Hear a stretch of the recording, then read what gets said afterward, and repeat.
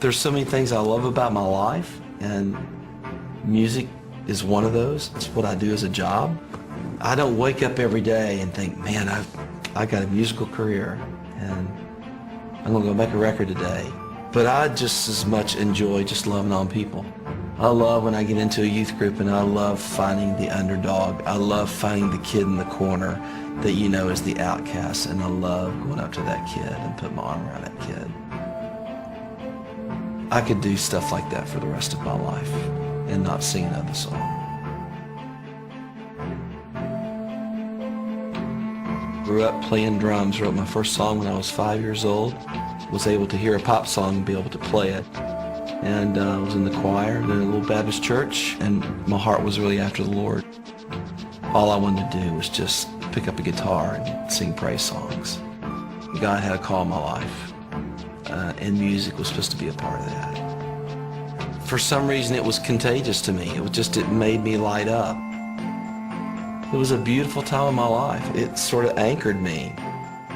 I felt like I was riding a wave that really was something very, very pure, and that really penetrated into my heart. This is just what I'm supposed to do with my life.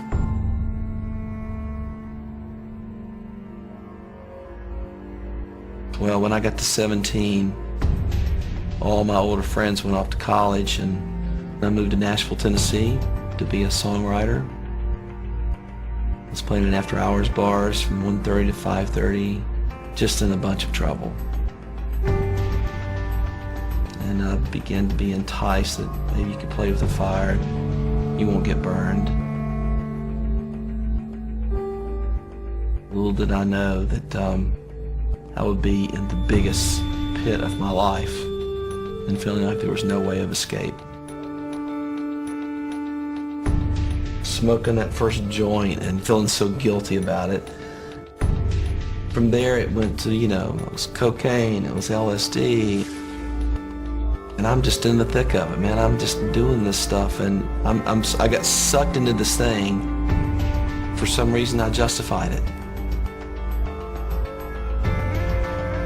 You lose perspective. It's almost like your compass sort of just like disappears, and you enter this whole other world, and you don't really realize it's going down, and then all of a sudden it's too late.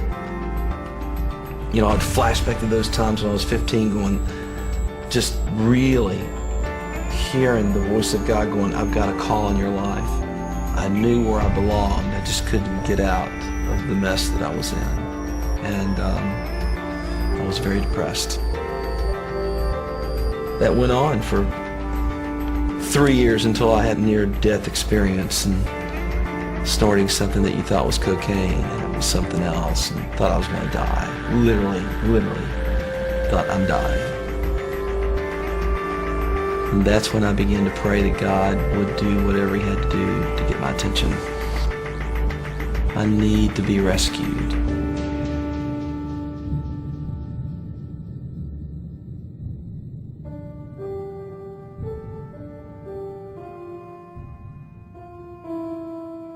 Everything began to change. And in November '79, I got rescued at 12:30 at night on the linoleum floor of my kitchen right outside of Nashville. I went on the floor and just began to shake. And I was crawled up like a baby, and I was just weeping. I was weeping. And I wept and I wept and I cried and I cried.